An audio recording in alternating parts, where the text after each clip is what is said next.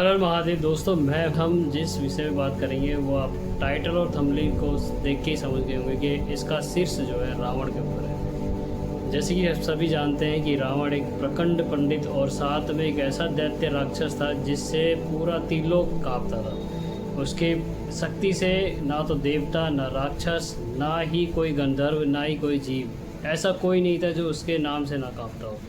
रावण इतना विद्वान होने के बाद भी इतना बुरे कर्म किए, उसके बाद में उसे राम जी द्वारा मुक्ति प्राप्त होती है।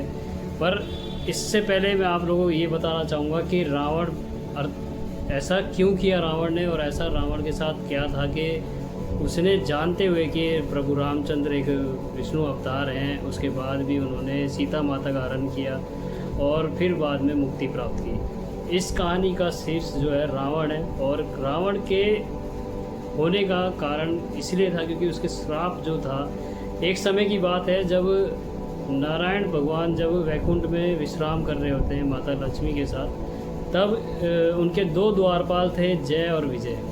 जय और विजय जो थे वो उनके ऐसे द्वारपाल थे जो विश्राम के समय में किसी को भी उन वैकुंठ में प्रवेश होना नहीं देने देते और उनको मना कर देते, चाहे वो किसी भी प्रकार का व्यक्ति हो, कोई भी ऋषि मुनि हो या फिर कोई भी देवता ही क्यों ना हो।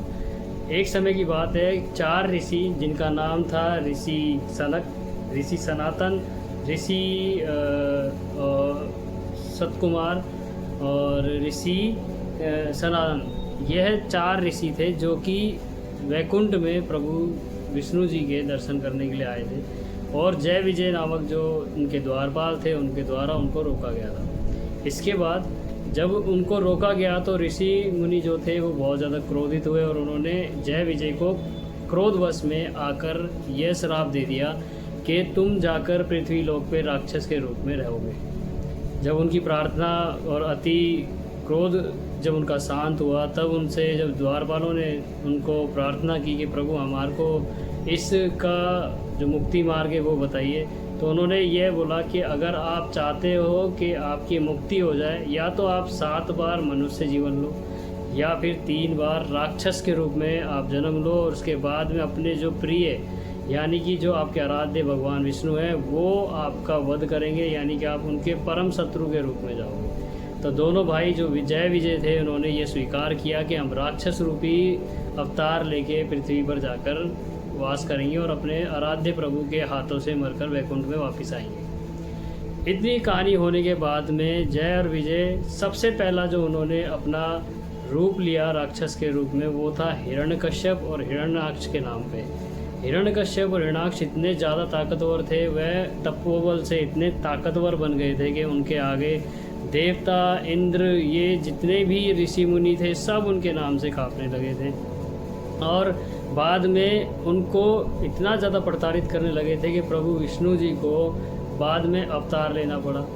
हिरण्याक्ष जो था उसने तो पृथ्वी को लेकर अथात सागर के अंदर चला गया था, जिसके बाद में पूरे पृथ्वी पे त्राही त्राही मच गई थी, पूरे त्रिलोक में त्राही मच गई थी। उसके बाद में भगवान विष्णु ने वराह अवतार लिया था और हिरण्याक्ष का वध करके फिर धरती को दोबारा अपने स्थान पर स्थित किया था। इसके बाद में हिरण्यकश्यप ने अपने पुत्र के जो उनका पुत्र प्रहलाद था उसके कारण ही उनका वध हुआ था, क्योंकि उनका मानना ये था कि वही सर्वव्यापी है और वही भगवान है, क्योंकि उसके पास इतनी अथात शक्ति थी कि वह अपने आप को भगवान समझने लगा था और उसको किसी भी प्रकार के देवता यानी खास करके प्रभु जो विष्णु जी है उनके नाम से बहुत ज़्यादा चिढ़ हो गई थी।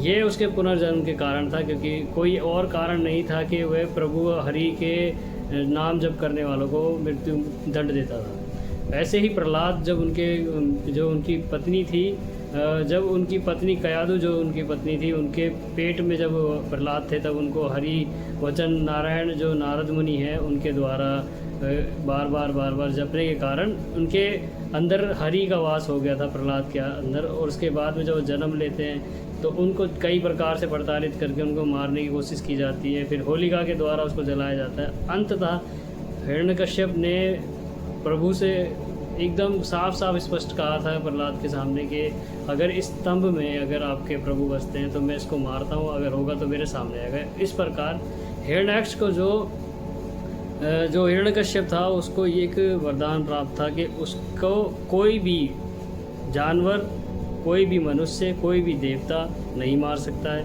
उसको ना तो दिन में मारा जा सकता है, ना ही रात में मारा जा सकता है, ना वो घर के अंदर मर सकता था, ना ही घर के बाहर। तो हरि ने, जो हमारे भगवान विष्णु जी हैं, उन्होंने फिर एक नरसिंह अवतार लिया, जिसमें वो ना तो पुरुष थे, ना ही वह जानवर थे। पूर्णतः वह आधे शरीर से सिंह और आधे शरीर से मनुष्य थे। और उनको जब उन्होंने उनका वध किया, यानी कि जो हिरण्यकश्यप का वध किया, तो उस समय ना तो रात्रि थी ना ही दिन, वो शाम का टाइम था।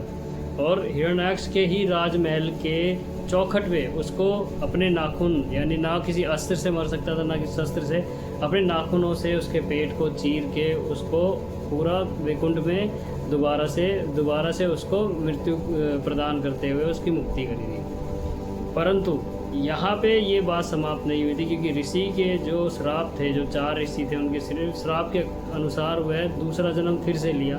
और उस जन्म में वह बना, उसका दूसरा जन्म था रावण और कुंभकर्ण का। रावण जो था वो बहुत ही प्रकांड पंडित था और एक बहुत ही भयानक दैत्य था, यानी राक्षस था, जिसका कोई भी तोड़ नहीं था। उससे ना तो कोई नर मार सकता था, ना तो उसे कोई जानवर मार सकता था, ना ही उसे कोई देवता मार सकता था, ना ही कोई गंधर्व मार सकता था। उसे मारना असंभव था, क्योंकि उसने जो भगवान ब्रह्मा है उनसे ऐसा वरदान लिया था कि उसको मारना असंभव था। पर वह यह भूल गया था कि उसको मनुष्य द्वारा मारा जा सकता है, क्योंकि वो मनुष्य को किसी श्रेणी में मानता ही नहीं था।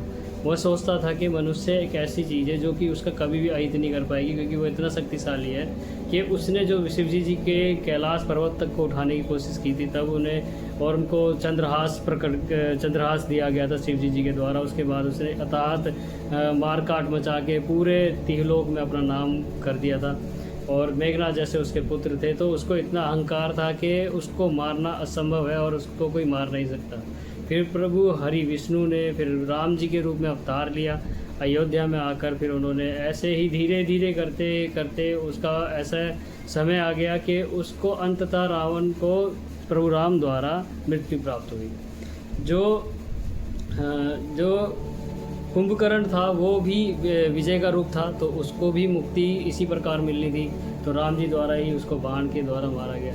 इस तरीके से वह तीसरी बार फिर जन्म लेता है और वो बनता है शिशुपाल। और जो श्राप के अनुसार तीसरा जन्म उनका हुआ था शिशुपाल और दंतवक्र के कारण। दंतवक्र और इनका भी अंत प्रभु कृष्ण द्वारा हुआ और इसके बाद में इनको वैकुंठ में जगह मिली। इस प्रकार से रावण जो है अपने 3 बार उन्होंने राक्षस के रूप में अवतार लिया। उसके बाद में प्रभु राम यानी हरि विष्णु के द्वारा 3 बार उनके अलग अलग अवतारों से उनका अंत किया गया। उसके बाद उन्हें वैकुंठ मिला। इस तरीके से रावण का जो सारांश था, आपको मैं आशा करता हूँ समझ में आया होगा कि रावण बेसिकली था क्या।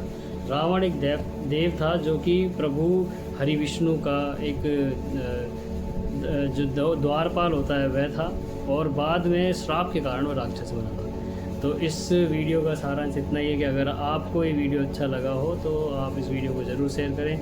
हमारे चैनल पे ऐसी और भी वीडियो आती रहेंगी। अगर आपको पसंद हो तो चैनल को सब्सक्राइब करना ना भूलें, और आपको बायो के अंदर सारी की सारी कहानी मिल जाएगी, आप वो भी जाके पढ़ सकते हैं।